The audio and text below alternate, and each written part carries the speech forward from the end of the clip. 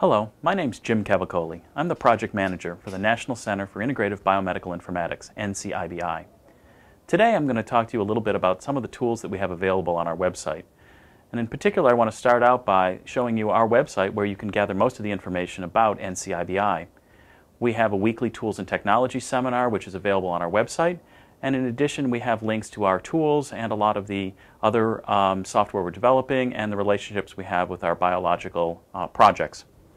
On the web page, on the left-hand side, we have a navigation menu and a link to the tools, two of which I'm going to be demonstrating for you today. The list of tools is alphabetical and can be sorted, and we have information about all of the different tools that fall into many different categories. Today I want to cover two particular tools, one called Gene2MeSH and the other called Matab2MeSH. As you might guess, both of them deal with the mesh headings, which deal with the scientific categorization of literature.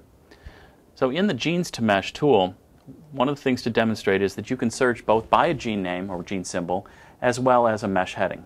Today I'm going to start by showing you that a mesh heading term such as prostatic neoplasm can generate kind of a large list of genes.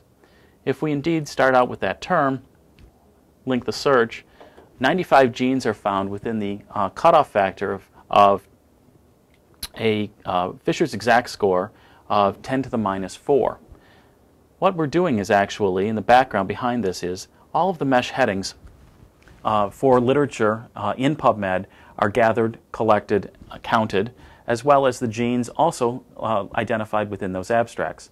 The co-occurrence of a gene symbol or name with a mesh heading is then recorded and calculated, and those with most closest association, Fisher's exact score is calculated for all of these, and then the rank-ordered list of genes is displayed on the web page.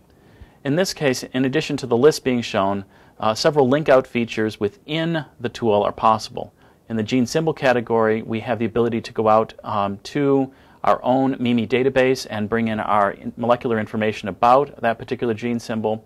You may also link out to PubMed to find out information on just that gene, just that mesh heading, or at the far right of the table, over here is a list of the PubMed articles which would actually be in common between both the gene and the mesh heading.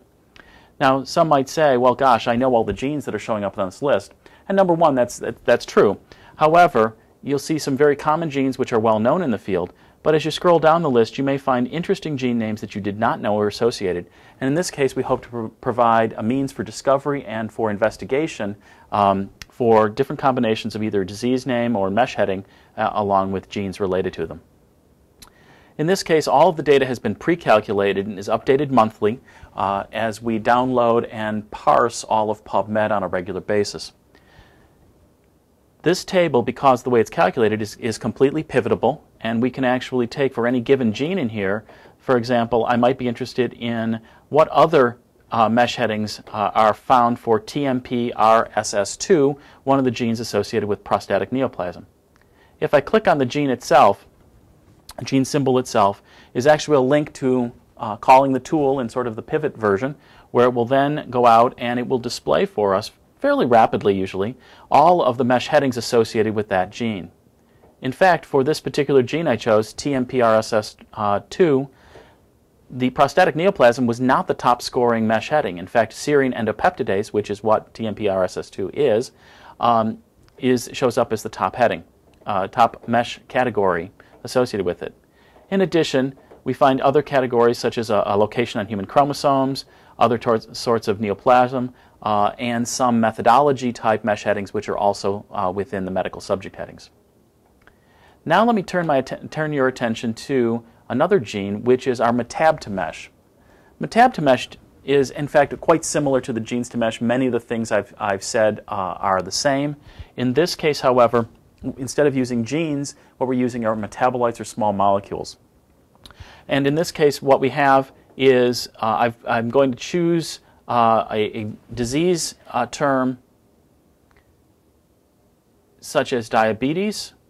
So I will select that I want to put in a mesh term. I'll type in diabetes.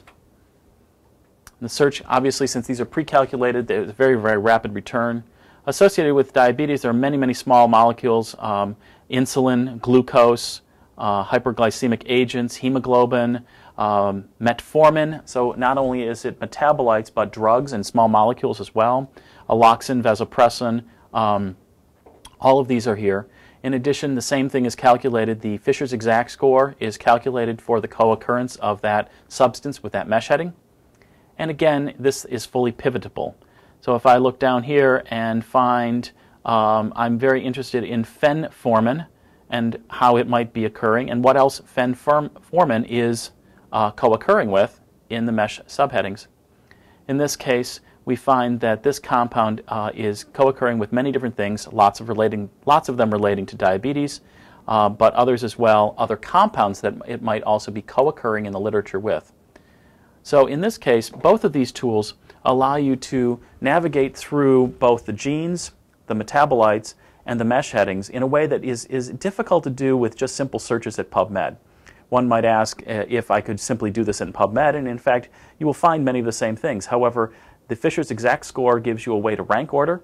The presentation in terms of a large table that you can pivot between back and forth and the links out to PubMed make these tools quite valuable.